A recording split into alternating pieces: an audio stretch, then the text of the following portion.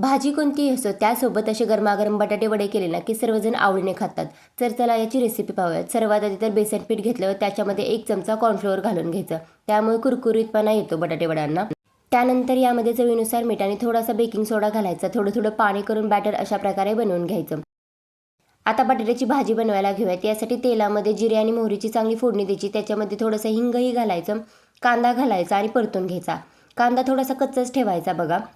त्यानंतर आलं लसूण आणि हिरवी मिरचीची पेस्ट घालायची. व्यवस्थित ते तेलात परतून घ्यायचं. अर्धा चमचा हळद घालायची.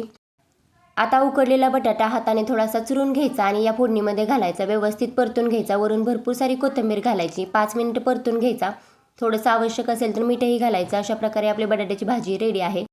आता भाजी थोडीशी थंड होऊ द्यायची व हाताने छोटे छोटे असे गोळे तयार करून घ्यायचे. थोडेसे प्रेस करायचे. अशा प्रकारे सगळे वडे तयार करून घ्यायचे बघा. आता हे एक एक करून वडे बॅटरमध्ये बुडवून घ्यायचे आणि कडकडीत तेल चांगलं गरम होऊ द्यायचं आणि उकळत्या तेलामध्ये हे वडे सोडून द्यायचे. तर तेल चांगलं कडकडीत तापलेलं असेल ना तर वडे चांगले क्रिस्पी होतात. दोन्ही बाजूने चांगले तळून घ्यायचे हे आणि अशा प्रकारे आपले बटाटे वडे रेडी आहेत. तुम्ही हे पावासोबत किंवा असेच खाऊ शकता.